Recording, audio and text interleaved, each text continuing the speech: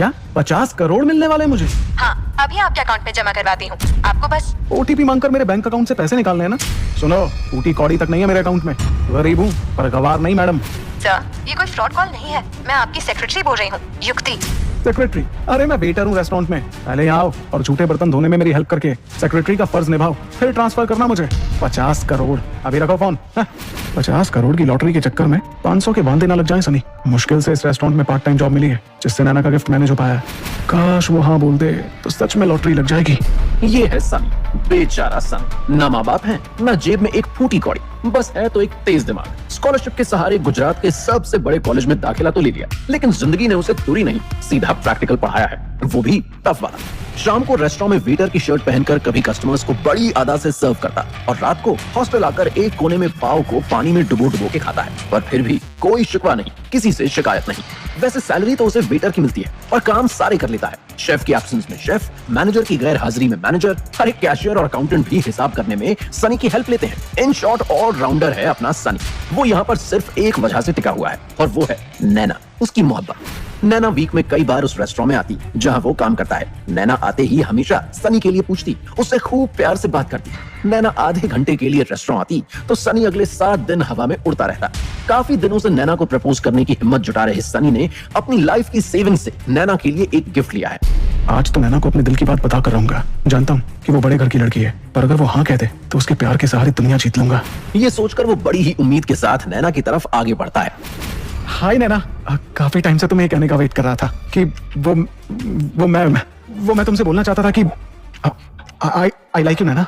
नैना का चेहरा उसकी प्लेट के रेड सॉस पास्ता से भी ज्यादा लाल हो जाता है और वो उबल कर कहती है, बर्तन धोते धोते तेरा दिमाग भी वॉश हो गया क्या? तुझसे 2 बार हंसकर बात क्या करी? तुम तो अपनी औकात ही भूल गए। लाखों रुपए की ड्रेस पहनती हूँ मैं और तू साले मुझे वेटर की फटी हुई ड्रेस में प्रपोज कर रहा है। हट। सनी को बहुत ही ह्यूमिलिएटेड फील हुआ। रेस्टोरेंट में बैठे सारे लोग ठहाके लगाकर उस पर हंसने लगते हैं। तभी रेस्टोरेंट के बाहर एक 30-35 लाख की फैंसी जीप रुकती है जिसमें से नैना का बॉयफ्रेंड करण बाहर निकल के सीधा नैना के पास आता है। नैना पाउट करते हुए करण से सनी के बारे में कंप्लेन करती है कि सनी ने उसे सबके सामने प्रपोज किया है। तो करण सनी को एक थप्पड़ लगाते हुए कहता है, साले लूजर, बेचारा समझकर तुझे 2-4 बार ज्यादा टिप्स क्या दे दी नैना ने? तुझे लगा बदले में तू उसे ले लेगा, वो भी मुझसे? माना की शक्ल थोड़ी ठीक ठाक है और दिखता भी तू हीरो जैसा है, लेकिन ना तो तेरी कोई औकात है और ना ही तुझे ये पता है कि तू किसका गंदा खून है। मुझे तो लगता है कि तेरी माँ को भी नहीं पता होगा कि तेरा बाप कौन था, इसीलिए तेरे पैदा होते ही वो तुझे कहीं फेंक कर चली गई होगी। सनी नम आंखों के साथ सर झुकाए करण की बातें सुन रहा है। तभी करण सनी के हाथ से गिफ्ट बॉक्स छीनकर उसका रैपर फाड़ देता है। अंदर का गिफ्ट देखकर करण नैना से कहता है, baby I feel bad for you. मैं तुम्हारे स्टैंडर्ड के हिसाब से ये 2 लाख का बैग लाया और ये भिखारी सस्ती हेयर पिन दे रहा है। नैना प्यार से करण का बैग सीने से लगाती है और सनी के पास जाकर चिढ़कर कहती है, सुने वेटर, अपनी माँ के लिए ले जाना ये सड़क छाप गिफ्ट। ओह सॉरी, तुझे तो पता ही नहीं होगा कि तेरी माँ कौन है। साले लावारिस कहीं के। नैना हेयर पिन जमीन पर पटकती है और उसके सारे क्रिस्टल्स बिखर जाते हैं। सनी का दिल न सिर्फ बुरी तरह से टूटा है बल्कि नैना और करण ने लावारिस कहकर उसे बहुत गहरी चोट पहुंचाई। सनी नम आंखों से उस टूटे हुए हेयर पिन के क्रिस्टल्स को कलेक्ट करने लगता है। तभी करण और नैना उसके हाथ को अपने पैरों से कुचलकर वहां से चले जाते हैं। तभी रेस्टोरेंट के बाहर एक रेड लग्जरी कार आकर रुकती है जिसमें से एक बहुत ही सुंदर लड़की सनग्लासेस, कॉर्पोरेट सूट और हाई हील्स पहने हुए रेस्टोरेंट में एंटर करती है। उसे देखते ही रेस्टोरेंट में मौजूद सबकी सांसें रुक जाती हैं और वहां मौजूद कुछ लड़कों को तो लव एट फर्स्ट साइट हो जाता है। तो वो सीधा सनी के पास आकर उस हेयर पिन के क्रिस्टल्स कलेक्ट करने में मदद करती है और कहती है, हेलो अविनाश सर। ये सुनते ही सनी सरप्राइज हो जाता है। रेस्टोरेंट में किसी को नहीं पता है कि सनी का असली नाम अविनाश है। वो हैरानी से लड़की की तरफ देखता है। वो लड़की मुस्कुराकर कहती है, मैं युक्ति, 50 करोड़ रिमेम्बर? सुबह मैंने ही कॉल किया था, जैसा कि आपने कहा था मैं आपकी सेक्रेटरी होने का फर्ज निभाने आई हूँ। हाँ याद आया, फोन पर मजाक करके पेट नहीं भरा जो सामने आ गई मुझे बेइज्जत करने। सर, मैं कोई मजाक नहीं कर रही थी, ना ही आपको ह्यूमिलिएट करने आई हूँ। मैं तो आपको आपके पैसे देने आई हूँ। लोग दूसरों को सिर्फ गालियां और तानों के अलावा फ्री में कुछ नहीं देते और आप पैसे दे रही हो, वो भी 50 करोड़। जाइए आप यहाँ से प्लीज। युक्ति तुरंत अपना फोन निकालकर सनी को उसमें एक फोटो दिखाकर कहती है, मुझे इन्होंने भेजा है। फोटो को देखकर सनी की आंखें फटी की फटी रह जाती हैं। वो हकलाते हुए कहता है, ये तो मेरे दादाजी हैं। 1-2 बार मिला था मैं बचपन में, तब तो मेरी तरह गरीब थे, लेकिन इस फोटो में तो खानदानी रईस लग रहे हैं। हाँ अविनाश सर, आपकी हकीकत कुछ और ही है। आज कई सारे राज पर से पर्दा उठने वाला है। इन शॉर्ट, आज आपकी गरीबी और जिल्लत भरी जिंदगी का लास्ट डे है। मुझे तुम पर भरोसा नहीं है, पहले मुझे दादाजी से मिलना है। इसके बाद युक्ति तुरंत सनी को अपनी लग्जूरियस कार से एक अल्ट्रा लग्जूरियस बंगले में ले जाती है। बंगले के मार्बल फ्लोर्स, क्रिस्टल शैंडलियर्स और एक्सपेंसिव पेंटिंग्स को देखकर सनी को लगता है कि वो किसी राजा के महल में आ चुका है। युक्ति उसे एक बड़ी सी लाइब्रेरी में ले जाती है जहाँ एक सिंगल टेबल लैंप जल रहा है और उसके सामने एक 65-70 साल का रोबीरा बुजुर्ग आदमी बैठा हुआ है। उसे देखकर सनी को यकीन हो जाता है कि वो उसके दादाजी ही है। दादाजी के पास खड़ा हुआ सर्वेंट उन्हें दवाई देता है और फिर दादाजी उठकर अपनी भारी आवाज में कहते हैं, तुम्हारी आंखों में बहुत सारे सवाल दिख रहे हैं मुझे सनी। समय आने पर तुम्हें उन सारे सवालों के जवाब मिल जाएंगे। आज सिर्फ इतना जान लो कि तुम्हें एक चैलेंज पूरा करना है। क्या? कौन सा चैलेंज? पहले आप मुझे ये बताइए कि ये सब। युक्ति तुम्हारे अकाउंट में 50 करोड़ जमा करेगी। तुम्हें 2 महीने में उन्हें 100 करोड़ बनाने होंगे। लेकिन क्यों करूं मैं ये सब आपके लिए? पहले मुझे मेरे सवालों के जवाब चाहिए। ठीक है, फिलहाल इतना बता देता हूँ, मेरे और तुम्हारे यानी कि हमारे मेहता परिवार का ये रिवाज है कि हर वारिस को पहले अपनी काबिलियत साबित करनी होती है, उसके बाद ही वो इतने बड़े मेहता एम्पायर की गद्दी पर बैठ सकता है। सिर्फ खून का रिश्ता। जब मैं गालियां खा के भूखा सोता था तब कहाँ थे आप? जिंदगी भर लोग मुझे लावारिस कहते रहे, तब वारिस याद नहीं आया आपको? अब जरूरत पड़ी तो पोता याद आ गया। माफ कीजिए, मुझे ना चैलेंज चाहिए ना पैसे। किसी और को बना लीजिए वारिस। इतने सालों से सनी के अंदर दबा गुस्सा फूट पड़ता है और वो वहाँ से जाने लगता है। दादाजी उसे रोकते हुए कहते हैं, अगर तुम्हें ये पैसे, ये चैलेंज नहीं चाहिए तो क्या चाहिए? मुझे मेरे माँ बाप चाहिए।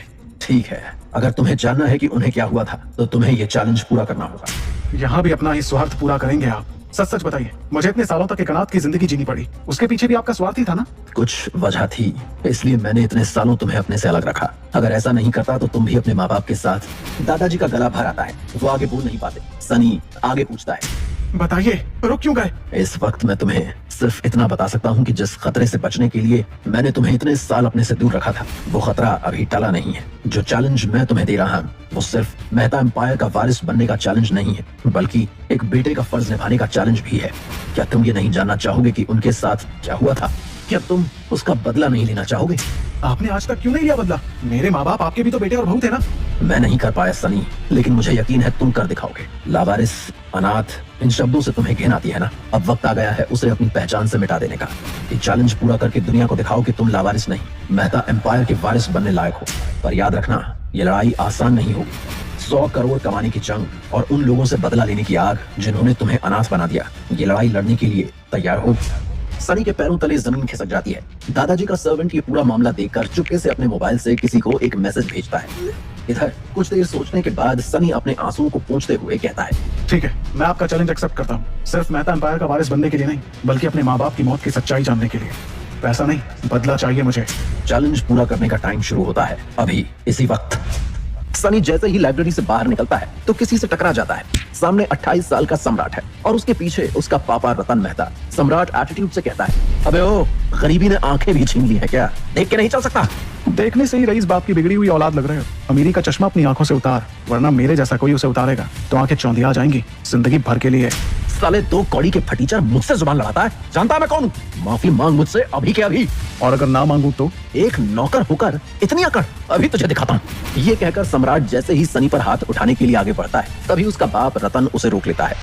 इस बीच रतन बहुत गौर से सनी को ऑब्जर्व कर रहा था। रतन सम्राट से कहता है, सम्राट इससे मत उलझ, जिस काम के लिए आए हैं वो करते हैं।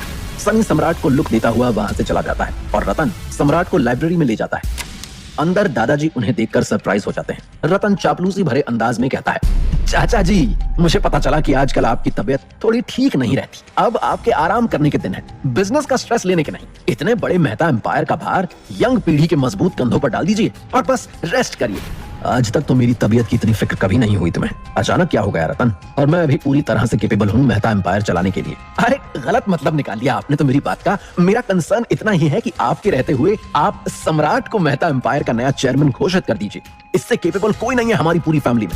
लंदन की टॉप यूनिवर्सिटी की MBA डिग्री सम्राट को इस बिजनेस एम्पायर की कुर्सी के लायक नहीं बना देती रतन। इसे अपने आप को प्रूव करना होगा। अरे ये अपने आप को प्रूव कर चुका है। लंदन में पढ़ाई करते करते अपनी फर्म खोली है इसने। ये तो यहाँ आना ही नहीं चाहता था, पर मैंने जबरदस्ती बुला लिया। आखिरकार इसे ही तो अब हमारा इतना बड़ा एम्पायर संभालना है।